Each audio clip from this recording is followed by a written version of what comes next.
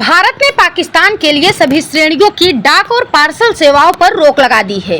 अब डाक और पार्सल को हवाई और जमीनी रास्तों से ना ही भेजा जा सकेगा और ना ही प्राप्त किया जा सकेगा। आपको बता दें कि दक्षिण कश्मीर के पहलगाम में आतंकी हमले के बाद भारत एक के बाद एक कदम पाकिस्तान के खिलाफ उठा रहा है। डाक और पार्सल पर रोक लगाने का फैसला उसी कड़ी का हिस्सा है। आतंकी हमले में 26 लोगों की बर्बर तरीके से हत्या कर दी गई थी, जिनमें अधिकांश पर्यटक थे। इस हमले की जिम्मेदारी पाकिस्तान स्थित आतंकी संगठन लश्कर-ए-तैयबा से जुड़े गुट TRF ने ली। फरवरी 2019 में पुलवामा में हुए हमले के बाद से जम्मू कश्मीर में ये सबसे बड़ा आतंकी हमला था। उस हमले में CRPF के 47 जवान शहीद हो गए थे। इससे पहले पहलगाम में आतंकी हमले के बाद सुरक्षा मामलों की कैबिनेट समिति की बैठक में कई बड़े फैसले लिए गए थे। इसमें 1960 की सिंधु जल संधि को तत्काल प्रभाव से स्थगित कर दिया गया था। इसके साथ ही एकीकृत चेक पोस्ट अटारी को तत्काल प्रभाव से बंद कर दिया गया था।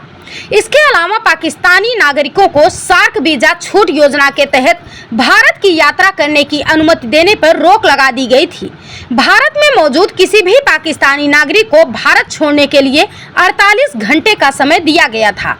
इससे पहले मन की बात कार्यक्रम में प्रधानमंत्री नरेंद्र मोदी ने एक बार फिर से पहलगाम हमले को लेकर दुख जताया था। इसके साथ ही उन्होंने पहलगाम के दोषियों को कड़ी सजा देने की बात दोहराई थी। उन्होंने कहा था कि पहलगाम की घटना ने देशवासियों को पीड़ा पहुंचाई है और इसे लेकर देशवासियों के मन में गहरी पीड़ा है। लोग पीड़ित परिजनों के दर्द को महसूस कर सकते हैं। हर भारतीय का खून आतंक की तस्वीरों को देखकर खौल रहा है। ऐसे समय में जब कश्मीर में शांति लौट रही थी और लोकतंत्र मजबूत हो रहा था, पर्यटकों की संख्या में अभूतपूर्व बढ़ोतरी हो रही थी और लोगों की कमाई बढ़ रही थी, लेकिन देश के दुश्मनों को और जम्मू कश्मीर के दुश्मनों को ये रास नहीं आया। आतंकी चाहते हैं कि कश्मीर फिर से तबाह हो जाए।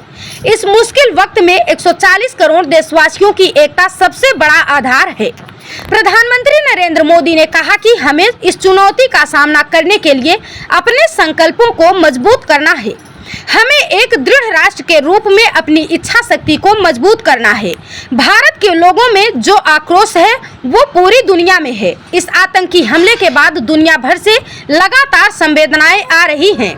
कई राष्ट्र अध्यक्षों ने मुझे भी फोन करके पहलगाम की घटना पर दुख जताया है। इस जघन्य तरीके से किए गए आतंकी हमले की सभी ने कठोर निंदा की है। पूरा विश्व आतंकवाद के खिलाफ लड़ाई में देश के साथ खड़ा है। मैं पीड़ित परिवारों को भरोसा देता हूं, उन्हें न्याय मिलेगा और न्याय मिलकर रहेगा। इस हमले के दोषियों को कठोरतम जवाब दिया जाएगा। Bureau report, Prayagraj 24x7 news.